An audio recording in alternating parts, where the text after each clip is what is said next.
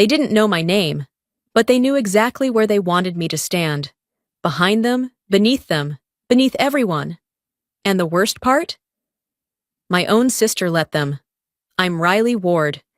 And the night they mocked me to my face, calling me the help, laughing as if I were invisible, was the same night my sister looked away, pretending she didn't hear it. That silence, cut deeper than any insult. I didn't say a word. I didn't defend myself. I didn't need to. Because while they were busy deciding what I was worth, they had no idea whose hands their entire future was resting in. And that night, in that room full of people who believed I was nothing, I finally decided to show them exactly who I was. 10 years had passed since I last drove into New Haven Sound, yet the moment the shoreline came into view, the familiar tug of something unfinished pressed against my chest. I returned for Nora's engagement party, the event my parents had advertised to every neighbor within a 3-mile radius. They still described my work as some vague online thing, spoken with the kind of gentle pity people reserve for someone who never quite grew into who they were supposed to be. I let it slide. Some narratives are easier to leave untouched.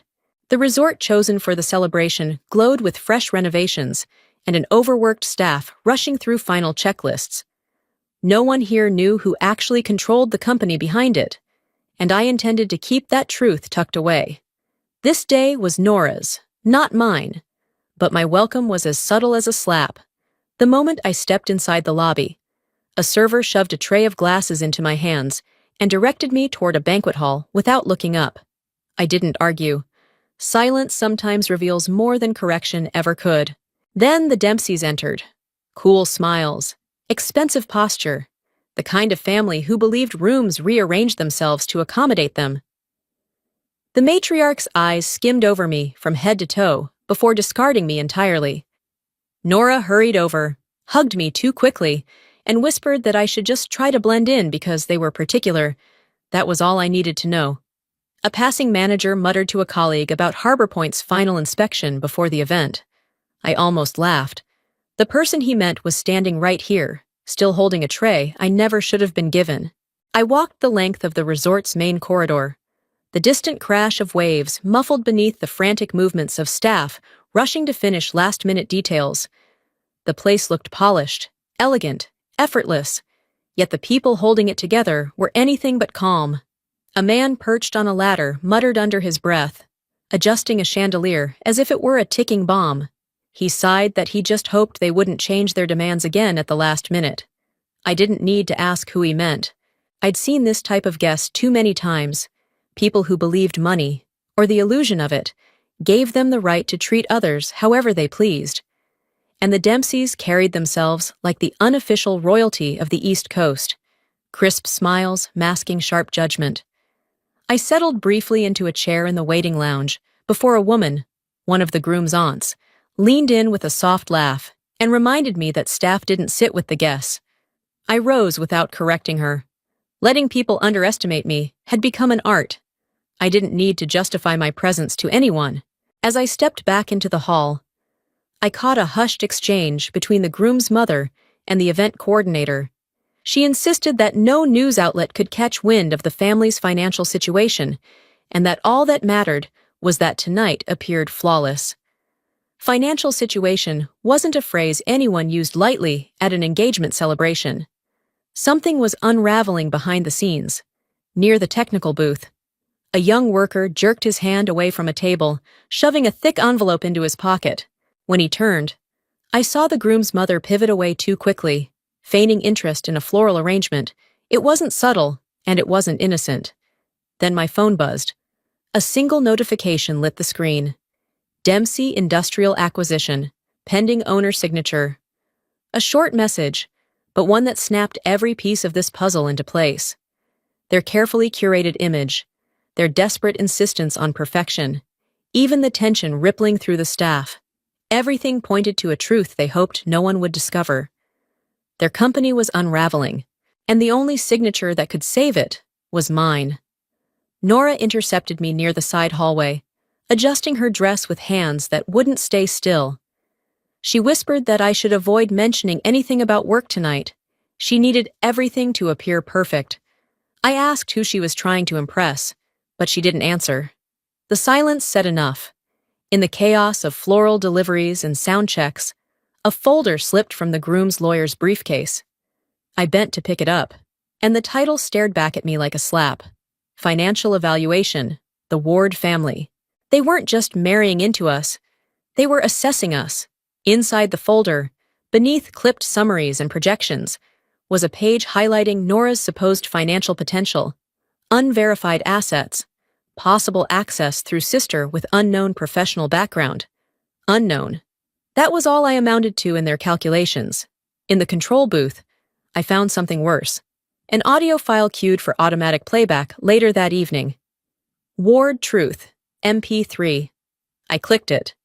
Nora's voice played through the speakers, warped and pieced together into ugly sentences that never left her mouth, lines that painted her as manipulative, shallow, calculating, set to broadcast in the middle of her own celebration. Then I checked the camera logs. Grainy footage showed the groom's mother slipping an envelope to the technician, her lips forming words that froze me in place. We need this engagement to fall apart. If there's a scandal, Owen won't marry her. They never wanted Nora. They wanted whatever money they thought she came with. And the moment they realized she couldn't save them, they planned to destroy her. The pre-engagement party opened with soft music and polished smiles, but every expression in the room felt stretched thin, as if held together by obligation rather than joy. The Dempseys floated through the crowd with the certainty of people used to being admired. Nora shadowed them closely, her posture tense, every gesture rehearsed. I stood beside the drink table, unnoticed, listening to the unguarded comments people make when they think you don't matter. A groom's aunt brushed my arm lightly, pointing me away from the VIP section as though redirecting a stray piece of furniture. When I explained I was with Nora, she paused only long enough to disguise her surprise before advising me to blend in so I wouldn't disrupt the aesthetic. I let it pass. They weren't trying to hide their hierarchy. They wanted everyone to see it. Nora saw the interaction, but turned back to her guests, tightening her smile. It wasn't malice, it was fear. She was molding herself into whatever shape she thought the Dempseys demanded, and the strain of it was written across her face. As I drifted through the room, I overheard a cluster of relatives dissecting my family, like a case study, our background labeled modest. Nora described as trying her best to rise above it, and me cast as the inevitable disappointment every family eventually produced. Their confidence came from ignorance. They believed their judgments were safe, because the person they mocked couldn't possibly be listening. Back near the technical booth, I noticed the lighting cues programmed to glitch at exactly 8:32 p.m. Moments later, I found the scheduled audio file timed to interrupt the toast at 8:34. Both actions were too precise to be accidental. Someone had engineered a spectacle, one intended to humiliate. Digging deeper through the resort's secured archive, I uncovered litigation records, restructuring logs, and employee termination lists tied to Dempsey Industrial. In the middle of all those names was my father's. The decision that derailed his career and sent my family into years of instability had come from the very people Nora was preparing to marry into.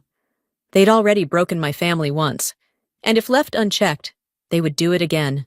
This was no longer just a matter of protecting Nora tonight. It was about refusing to let history repeat itself. The evening unfolded like a polished performance, but I was the only one who knew the script had been rewritten. Using the guise of a technical check, I slipped into the quieter corners of the resort where truth tends to hide. Behind a cracked conference room door, I overheard the groom's mother telling her attorney that if Nora couldn't bring financial value, Owen needed to sever ties before their reputation suffered. She spoke of my sister as if she were inventory, not a human being. In the control booth, the technician who'd been bribed earlier admitted they had paid him to trigger the doctored audio and blame it on equipment failure. When I asked who they were, he glanced toward the ballroom. No words needed. I opened the audio files. Ward Truth, MP3, beside an old voicemail from Nora. The cuts were obvious once the two played together. Misaligned breaths, mismatched pauses, phrases spliced into accusations meant to shatter her image. Then the resort manager approached, pale, explaining that the Dempsey's payment had bounced. Only the property's top authority could approve the next steps, and although he didn't yet understand who he was talking to, I did. My time in the shadows was over. Minutes later, a corporate alert flashed across my phone. Final sign-off for Dempsey Industrial Acquisition, awaiting Riley Ward. They had spent the night diminishing me, dismissing me, underestimating me. Yet the power to save or end their entire legacy rested in my hands. I walked back into the ballroom with a steadiness I didn't quite feel. My heartbeat thudded under my ribs, steady but forceful, like it was keeping time with the unraveling lies in the room. The celebration carried on with practiced elegance, servers gliding between tables, guests laughing a little too loudly, Nora pretending everything was fine. But beneath that glossy surface, cracks were widening. Near the VIP lounge, a sliver of space between the door and the frame revealed the Dempseys huddled together, their voices sharp with urgency. They were desperate to preserve their image. No one must hear about the debt. Keep the event going. Everything will be fixed once Harbor Point finalizes the deal. Their certainty that Harbor Point would be their salvation might have been amusing if it weren't so pathetic. Then, one of them wondered whether Harbor Point's president was someone they could sway, and the matriarch replied with absolute confidence that everyone had a price. I nearly laughed out loud. Some people had spent their entire lives convincing themselves that manipulation was a universal currency. Down the hall, I found Nora gripping a contract like it might burn her palms. It was a prenuptial contribution agreement, an obligation for her to financially support their family business after marriage. Her voice wavered as she insisted they only wanted clarity. She was trying to prove she belonged, terrified of being discarded. For a moment, all I saw was the girl who once cried when she lost a seashell on the beach, convinced it had been her fault. The fear in her eyes now was far more real, and far more dangerous. My phone buzzed. The technician wrote that the doctored audio would automatically broadcast at 8:34 p.m., less than an hour. If the recording played during the toast, it wouldn't just embarrass Nora, it would destroy her place in this family she was trying so hard to enter. The damage could follow her for years. Meanwhile, the bounced payment rippled through the Dempseys like a shockwave. Their matriarch masked her fury with a brittle smile as she hissed into the phone about emergency loans and temporary fixes. They were sinking fast, and all their efforts to stay afloat were only dragging others down with them. Suddenly, the resort manager strode into the ballroom, scanning the crowd before calling for Ms. Ward. Everyone looked to Nora. Instead, he walked past her and stopped in front of me. He needed the owner's approval before the event could proceed. A heavy silence fell as eyes shifted toward me, confusion twisting into unease. Something fundamental in the room tilted. They didn't know why yet, but they sensed the balance of power had changed. There was no retreat left. If I stayed quiet, Nora would take the full force of a storm meant to sink the Dempseys, not her. I stepped toward the stage and motioned to kill the music. Conversations faltered into confused murmurs. The matriarch demanded to know what I was doing, but I told her she'd have her answers once the room was silent. Slowly, the noise fell away. I lifted the remote, projecting the resort's technical interface onto the massive screen. Guests gasped as they recognized controls no ordinary person should access. Someone asked how I had owner-level clearance. I answered evenly, because I was the owner. I played the manipulated audio, letting their lies echo through the room. Then I paired it with the untouched voicemail, revealing every manufactured splice, the mismatched breaths, awkward transitions, distorted tones. Nora broke into sobs as faces turned toward the Dempseys, their expressions morphing from shock into outrage. Next, I displayed the financial truth: overwhelming debt, overdue mortgages, lawsuits, termination logs, and the acquisition contract waiting for only one signature. A whisper cut through the silence. Their empire is collapsing. Finally, I stepped forward and spoke the words that dropped the entire ballroom into stunned quiet. I am Riley Ward, president of Harbor Point Holdings. Nora's voice cracked as she tried to speak. Owen froze beside her, and the woman who had orchestrated everything stumbled back like she'd been struck. I told them I was the person they thought they could manipulate, the leverage they believed they could exploit through my sister. And for the first time that night, everyone finally saw the truth for what it was. The ballroom froze the instant I stepped into the center, the hush so sudden it felt physical. I didn't raise my voice. I didn't need to. I simply stated the truth. I am the president of Harbor Point Holdings. The shock that rippled through the room was almost audible. People who had brushed past me hours earlier now stared as if the floor had shifted beneath them. I hadn't changed. I had just stopped allowing them to define me. I lifted the remote, and the first video filled the screen. The groom's mother slipping cash to a technician. Then the footage of her ordering the lighting sabotage. Gasps spread like wildfire as I played the doctored audio beside the original, exposing every splice meant to destroy Nora. Next came the financial records. The debts, the overdue mortgages, the bankruptcy projections, the acquisition contract they were counting on, even the evaluation of my family, as if we were assets to be measured. The temperature in the room seemed to drop. Then I revealed the document tying one of their past restructuring decisions to the collapse of my own family. Nora trembled. Owen looked gutted. I met his eyes. My sister deserves someone who stands for her. Do you? His voice cracked as he chose Nora. And I realized I didn't need revenge, only truth. The moment the lights dimmed and the screen went dark, the Dempseys seemed to shrink inside the very room they had dominated all evening. Their matriarch tried to rally, her voice trembling as she insisted I would regret exposing them, that I was tarnishing their reputation.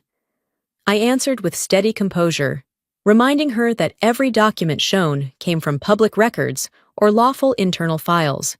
She could pursue legal action if she wished, though her debt reports alone could fill an entire courtroom. Around us, the shift was immediate. Guests who once sought their approval now avoided their eyes, unwilling to tether themselves to a sinking ship. I offered the family two choices. They could leave quietly and allow the night to end without further consequences, or they could challenge me and watch every piece of evidence, sabotage, manipulation, financial misconduct, reach my attorneys and the authorities. The matriarch paled. Her silence said what her pride could not. They had lost. Within minutes, the Dempseys gathered their things and slipped out of the ballroom, their exit stripped of all the grandeur they once demanded. Owen stayed behind. His eyes weren't defensive or angry, just devastated. He stepped toward Nora, admitting he wanted to rebuild a future based on honesty, not expectation or pressure. His apology wasn't polished, but it was sincere, and sincerity was something this night had lacked entirely. Then Nora turned to me. Her voice broke as she confessed how hard she'd tried to earn the Dempseys' approval, how badly she'd wanted to prove she belonged, and how that desire had blinded her to the person who had always stood with her. When she collapsed into my arms, it felt like the first real moment between us in years. I looked at both of them and spoke plainly. If they wanted to move forward, they needed to start from zero, not with shortcuts or borrowed status, but with work. Harbor Point had opportunities, but only for those willing to earn them. They both agreed. No privilege, no masks, no more pretending. A week later, the morning air carried a sharp chill, the kind that settles on your skin before the sun has fully claimed the sky. Fog rolled in from the ocean, softening the edges of the newly renovated Harbor Point branch perched on the hill. I stood in the parking lot, watching Nora take slow, steady breaths before walking toward the building for her first day of work. She didn't head for the polished front entrance where clients and executives entered. She turned toward the employee door, the one tucked to the side, simple, unadorned, honest. The same door I had been directed toward when I first returned home. A moment meant to belittle me. Now it carried a different meaning entirely. For Nora, it wasn't humiliation. It was a beginning built on her own effort, rather than borrowed prestige. Owen walked beside her, carrying a slim folder with his application materials. He had asked for a chance in the finance department, and I told him he'd have to earn it the same way everyone else did, through a real interview, no promises, no shortcuts. He didn't argue. He just nodded, grateful for the opportunity to start with clean hands. As I watched them step inside, something settled in me, something quiet, steady, and long overdue. This wasn't triumph. It wasn't revenge fulfilled. It was the relief of finally seeing my family choose truth over illusion, work over pretense, and dignity over approval. The loop had closed. The lies had been exposed. The fractures between us had begun to heal. And a future, not guaranteed, but earned, waited on the other side of that unremarkable door. I turned toward the coastline, letting the wind pull through my hair, carrying away the remnants of the weight I had carried for years. I didn't need recognition or applause. I only needed to wield my power with purpose. And that night, I finally had.